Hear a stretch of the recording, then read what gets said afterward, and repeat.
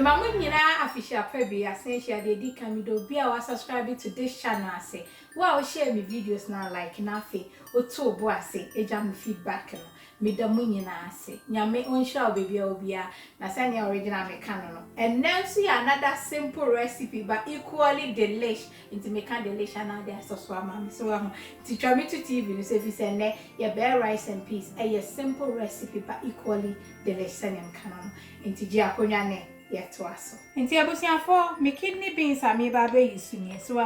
me de asiwa ma de achi me de gunsuo. Ema enoa no eye ntemma so nti bomodin asa obe ne se ne ma kire wo no. Na emo no se ebia osori ya na apese odi afegunsuo be 2 hours bia na chese why de wa me na ekwenti me de isi so na afi de eka ho no ye di ho nkomo. Nti se de mai na ne se me de nsuo hye egu ho so na de esi so no boa wo Emma ebe ma keke so tini ye ni say ya ntimi ma nehu na afi eye se emre no na yaka ye mo no ho asem ene ne ye de beka ye to aso abusiafo nti e binsi ena anu aka mayo ti bo mo ni aso be ma na anu ama almost is done na nsa na de wo mo no egum nti enra hye no se ne ameka no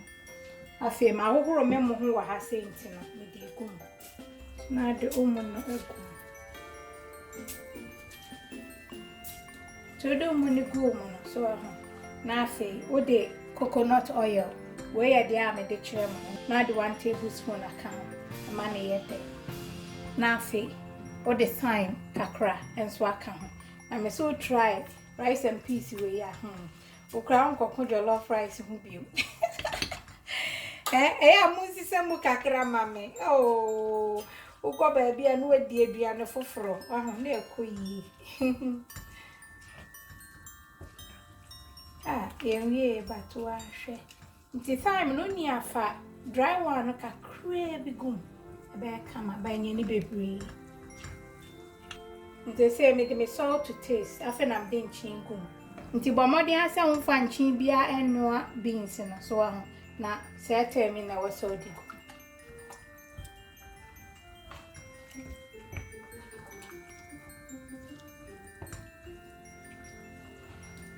aduane na ya kono sei bronyo ntu ne amu bi a wona ani mo hwe wonsuo no so emfa nsha ase bebre na chese waye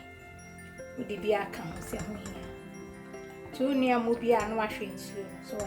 se be nya peche na fe wakata so ti me noa na ben ma be yi dondo hu a kirew ebe koyie ti abusiafo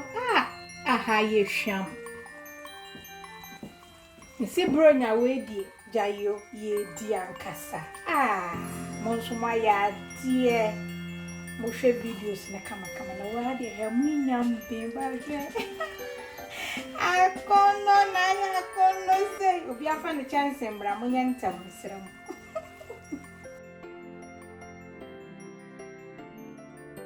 waka mo na hwe aduane na de sei nto ze nsuo kakra wo se me de parchment paper beto so na tese ye wie afi ma be yi dondo e ho akiro ni ye wie ma bo mu tokuru kakra with the parchment paper to so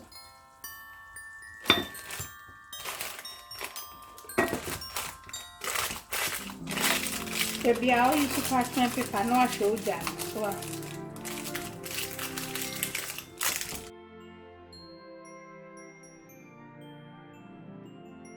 abujiafo ye mui na ye soko na msi coconut oil kakra na de ka ho no eye kama anytime no nti bomodi anse ubetra recipe we na wabeja me feedback so na ekoyi na emo no mesrawo uye wia na waganishe ne kakra bibia wo herbs bia wo na de kakra etua na cheside aya akono uni herbs bia nso a odi peppers bi anase spring onions bi na de kakra egu na ekoyi nti sanya me de kira wo dumplings video ni mo no na pe dumplings kakra no ape o carry goat kakra na ade si na ekoyie nyame ya adom so aye besen hia na mesrew afie se we invite obi eba ofie a enye nioma a ebema woni abekono na ono obusa no se ne rado bo no sen